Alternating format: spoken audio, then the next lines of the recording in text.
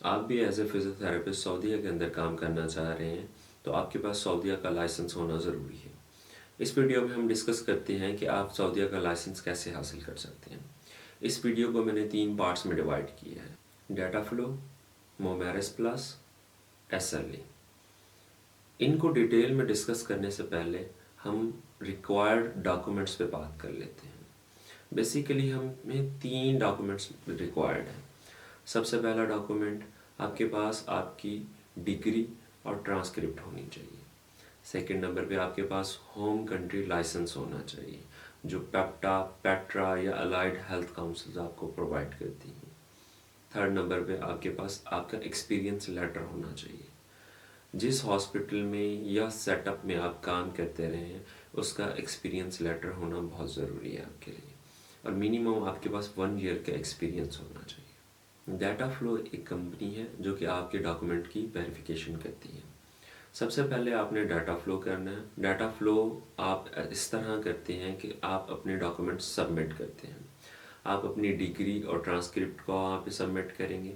उसके बाद अपना होम कंट्री लाइसेंस, पेप्टा, पेट्रा या अलाइड हेल्थ काउंसिल का सर्टिफिकेट वो आप वहाँ पे अपलोड करेंगे। इसके साथ आपके पास एक गुड स्टैंडिंग सर्टिफिकेट भी आपको प्रोवाइड करती हैं, यही पेप्टा, पेट्रा या अलाइड हेल्थ काउंसिल आपको प्रोवाइड करेंगी, वो भी आपने वहाँ पे अपलोड करना है। थर्ड नंबर पे आपने अपलोड करना है अपना एक्सपीरियंस लेटर। आपने एक बात का बड़ा ख्याल रखना है कि जितनी ज़्यादा डॉक्यूमेंट्स आप अपलोड करते जाएंगे उतनी फ़ीस आपकी बढ़ती जाएगी।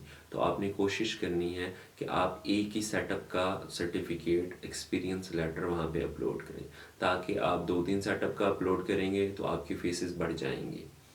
डाटा फ्लो बेसिकली 3 से 4 वीक्स के अंदर कंप्लीट होता है। वहाँ पे आपको ऑप्शन मिल जाते हैं, आपने एक्सप्रेस वे में करवाना है या रेगुलर वे में करवाना है।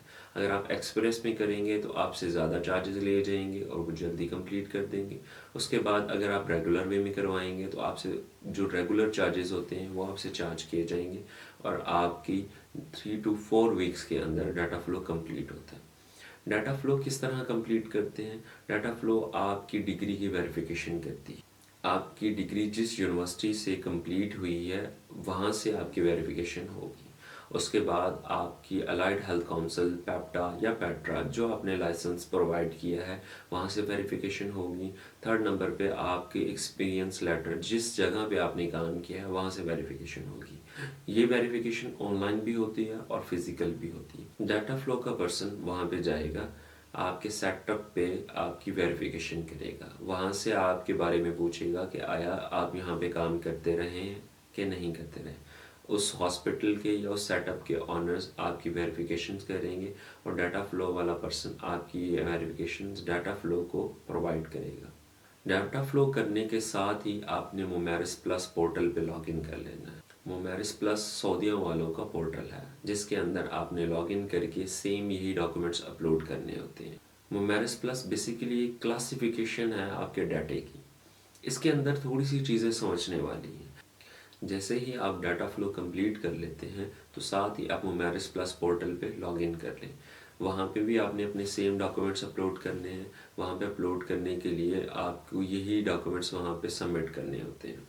जैसे ही ये डॉक्यूमेंट सबमिट हो जाते हैं तो वो आपके डाटे की क्लासिफिकेशन करता है। बेसिकली मोमेरिस प्लस आपको विदाउट टेस्ट और विद टेस्ट ये चीज़ डिसाइड करता है।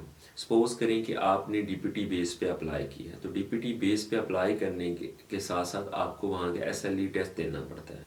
अगर तो आपने एमएस किया हुआ है और एमएस के बाद आपने अप्लाई किया है तो आपको वहाँ पे ऑप्शन मिलेगा डायरेक्ट डिसीजन का। तो आप उस पर क्लिक करेंगे और आपका डायरेक्ट डिसीजन असेसमेंट की तरफ जाएगा और आपकी इंटरव्यू होगा। आपका जो टेस्ट होता है ना वो सबसाइड हो जाता है। ये एक मेन बात है जिसमें हमें अक्सर सुनने को मिलता है कि आप बगैर टेस्ट दिए वहाँ का लाइसेंस हासिल कर सकते हैं। एसएलई सऊदीया लाइसेंस एग्ज़ाम है। बेसिकली ये प्रोमेट्रिक एग्ज़ाम होता है, ये एमसीक्यू बेस एग्ज़ाम है। जब भी आपने डीपीटी बेस पे अप्लाई किया होता है तो आपको ये एग्ज़ाम देना पड़ता है। आपने प्रोमेट्रिक की स्लॉट बुक करनी है, उसके बाद आप अपना सिटी सेलेक्ट कर लेंगे जहाँ पे आपने ये एग्ज़ाम देना है। और ये कंप्यूटराइज्ड बेस एग्ज़ाम होता है जो कि ऑनलाइन होता है। इसमें आपने एमसीक्यूज़ पे क्लिक करना होता है, जो आपका राइट आंसर होता है आपने वो सिलेक्ट करना होता है। इस एग्ज़ाम को पास करने के बाद आपको उनका लाइसेंस मिल जाता है। बेसिकली जब आप डाटा फ्लो करते हैं तब भी आपने अपनी फ़ीस पे करनी है, जब आपने प्रोमेट्रिक एग्ज़ाम देना है तब भी आपने अपनी फ़ीस पे करनी है, और जब आपका लाइसेंस आ जाता है उसकी भी फ़ीस होती है, वो भी आपने पे करनी है। जब आपको आपका लाइसेंस मिल जाता है उसके बाद आपने जॉब्स हंटिंग करनी है। जॉब्स बेसिकली आपको ऑनलाइन पोर्टल्स पे मिल जाती है। बहुत सारे ऑनलाइन पोर्टल ऐसे हैं जो कि आपको जॉब्स की इंफॉर्मेशन देते हैं। सबसे ज़्यादा आपको जॉब्स लिंक्डइन, इंडीड और नौकरी gulf.com पे मिलती हैं। अगर आपका लाइसेंस हो गया है, आपको लाइसेंस मिल गया है, तो उसके बाद आप इन चीज़ों पे अप्लाई करें और आप अपनी जॉब्स को हंट करें।